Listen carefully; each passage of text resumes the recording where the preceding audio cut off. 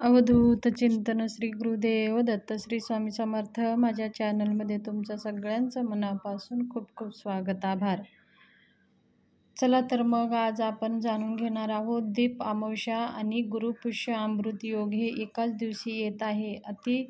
खूप छान असे योग जुळून येत आहे, सर्व सिद्धी योग जुळून येत आहे। ह्या दिवशी ह्या सेवा करायला विसरू नका आणि आपल्या जीवनामधले जे काही समस्या आहे, संकटे आहेत, हे सगळे काही नाहीसे होतात। गुरुपुष्य अमृत योग 2025 मध्ये 3 असे योग येत आहेत। तर ते कोणकोणत्या तारखेला येत आहेत ते पाहूया।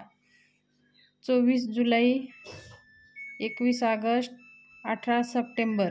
वर्षातून 4 ते 5च येतात, पण 2025 मध्ये 3च गुरुपुष्य अमृत योग येत आहे। 3 दिवस 3 वेळाच येत आहे। तर आपल्याला गुरुपुष्य अमृत योग हे 24 तारखेला गुरुपुष्य अमृत योग आहे आणि अमावस्यासुद्धा, दीप अमावस्यासुद्धा ह्याच दिवशी आहे। मग ह्या दिवशी आपण काय करत असतो, दीप अमावस्या असल्यामुळे आपल्या घरातल्या जेवढे काही दिवे आहेत ते सगळे दिवे काढायचे असतात, दिवे धुवायचे असतात, घासून स्वच्छ पुसून त्या दिव्यांची कणिकाचे सुद्धा दिवे लावायचे असतात। आणि त्या दिव्यानं, कणिकाचे जे दिवे आपण बनवलेले आहे त्या दिव्यानं आपल्या मुलांला ओवाळणी करायचं असतं। आपल्या मुलांचं ओवाळणं झाल्यानंतर आणि तेच दिवे आपल्या मुलांना खायला, प्रसाद म्हणून खायला देत असतो। आपल्या परंपरांनुसार आपल्याला ही सेवा करायची आहे। दिवे धुण्यामागचं कारण हे, धुवून पूजा करण्यामागचं कारण हे आहे, हा दीप अमावस्यापासनं श्रावण महिना सुरू होत आहे। श्रावण महिन्याची सुरुवात होत आहे। सगळ्या देवांची आता आपल्याला ह्या श्रावण मासामध्ये पूजा करायची असते।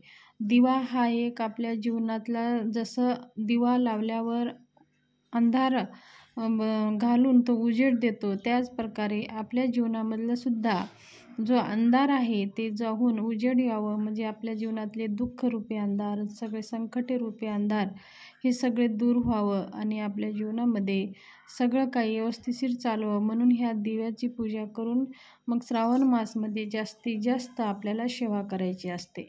भगवान शंकराची सेवा करायची असते। त्याचबरोबर जो पारायण, शिवलीलामृताचे पारायण, श्री स्वामी समर्थ सारामृतांचे पारायण, त्याचबरोबर रुद्रपाठ, त्याचबरोबर नवनाथाचे पारायण, भागवताचे पारायण, म्हणजे ह्या महिन्यामध्येच आपल्याला भगवान श्रीकृष्ण जन्माष्टमीसुद्धा साजरी करायची असते। त्याचबरोबर ह्या महिन्यामध्ये भाऊबीजसुद्धा असते। बहीण भावाचा सणसुद्धा ह्या महिन्यातच असतो। तर हा एक शुभ आणि शुभ महिना हा मानला जातो। ह्या महिन्यामध्ये आपल्याला जास्तीत जास्त सेवा करायची असते, म्हणून आपले सगळे काही दिवे आहेत त्या दिव्याची आपण पंचोपचार पूजा करून आपल्याला पुढची सुरुवात करायची आहे। अमावस्यापासून आपण म्हणून त्या दिवशी दिवांची पूजा करायची असते। आता बघा दिव्याची पूजा कशी करायची आहे। आपल्याला सगळे काही दिवे आहेत ते सगळे दिवे आपल्या घरातले जे समाई आहेत, सगळ्या काही छोट्या मोठे दिवे आहेत ते सगळे काढून स्वच्छ घासून घ्यायचं आहे। एका पाटावर मांडून ह्या दिवशी आपल्याला त्या दिव्यांची हळदी कुंकू लावून पाटावर स्थापना करून दीप वाळून नैवेद्य दाखवून पूजा करायची आहे। पूजा झाल्यानंतर आपल्याला तर माहिती आहे, कणकेचे दिवे 11-5 ह्या विषम संख्येमध्ये बनवायचं आहे। त्या बनवल्यानंतर आपल्याला ते मुलांना प्रसाद म्हणून खायला द्यायचं आहे आणि त्या तुपाचा दिवा लावून मुलांचं वौषण करून ते मुलं दिवा शांत झाल्यावरती ते दिवा आपण सगळ्यांनी घरचे प्रसाद म्हणून खायचे आहे। अशा प्रकारे आपल्याला दीप अमावस्येच्या दिवशी दिव्यांची पूजा साजरी करायची आहे। त्याचबरोबर ह्या दिवशी गुरुपुष्य अमृत योग आहे। गुरुपुष्य अमृत योग एवढंच महत्त्वाचं आहे। ह्या वर्षी फक्त 3च गुरुपुष्य अमृत योग आहेत। तर आपल्याला काही धनप्राप्तीसाठी म्हणा, किंवा आपल्याला काही अडथळे असतील, आपल्या जीवनामध्ये अडथळे असतील, कोणत्याही काही समस्या असतील, तर आपल्याला ह्या गुरुपुष्य अमृत योगच्या दिवशी सेवा करायच्या असतात। किंवा नवीन व्यवसाय चालू करायचा असेल तर, किंवा आपल्याला सोनं खरेदी करायचं असेल, किंवा नवीन गाडी खरेदी करायची असेल, घर खरेदी करायचं असेल, तर ह्या शुभ वस्तू फक्त लग्न सोडून देऊन बाकीच्या कोणत्याही शुभ कार्य ह्या दिवशी करायचे असतात. जर आपण दागिने बनवायचे असतील किंवा दागिने घेणार असाल तर गुरुपुष्यामृत योगावरती आपल्याला दागिने घेणे खूप शुभ मानलं जातं. म्हणून ह्या गुरुपुष्यामृत योगाच्या दिवशी दागिनेसुद्धा खरेदी करायला खूप शुभ मानलं जातं. जसं लक्ष्मीपूजनाचा दिवस महत्त्वाचा आहे तसंच महत्त्व ह्या गुरुपुष्यामृत योगाला आहे. ह्या दिवशी आपण जास्तीत जास्त भगवान विष्णू आणि माता लक्ष्मीची सेवा करायची आहे.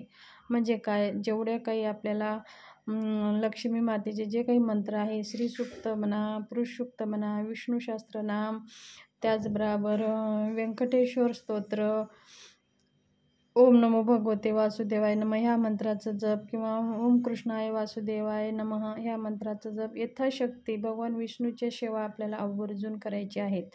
जर तुम्हाला काहीच येत नसेल तर ओम नमो भगवते वासुदेवाय नमः ह्या मंत्राचा जप करा. ओम श्रीम श्रीये नमः ह्या लक्ष्मी मातेचा मंत्र 11 माळे तुम्ही जप करा. ह्या दिवशी ह्या जेवढे काही इतर दिवसापेक्षा ह्या दिवशी खूप शुभ मानलं जातं. म्हणून आपण ह्या दिवशी धनप्राप्तीसाठी ह्या सेवा आपल्याला करायची आहेत. त्याचबरोबर आपल्या स्वामी महाराजांच्या मूर्तीवरती अभिषेक करायचा आहे. श्रीसूक्त पुरुषसूक्त म्हणून अभिषेक करून महाराजांची सुद्धा नैवेद्य आरती करायची आहे. ह्या दिवशी गुरुवार पण आहे आणि गुरुपुष्यामृत योग पण आहे, म्हणजे अति शुभ दिवस आहे. आपल्या महाराजांना सुद्धा तेवढंच हे आहे. गुरुपुष्यामृत योगाच्या दिवशी आपल्याला महाराजांच्या मूर्तीवर अभिषेक करून आरती करून नैवेद्य करून मग श्री स्वामी समर्थ सारामृताचं एक पारायण तर आवर्जून आपल्याला करायचं आहे. सगळी सेवा करून आपण महाराजांना कसं विसरता येईल. महाराजांची सेवा नाही झाली तर मग आपली सेवा अधुरी असते. म्हणून महाराजांची सेवा आपली झालीच पाहिजे. 11 माळी जप, 11 वेळे तारक मंत्र आणि श्री समर्थ सारामृताचे जमेल तर 21 अध्याय वाचा, नाही जमेल तर तुम्ही 3 अध्याय वाचलं तरी पण चालेल. ह्या सेवा तर आपल्याला आवर्जून करायचं आहे.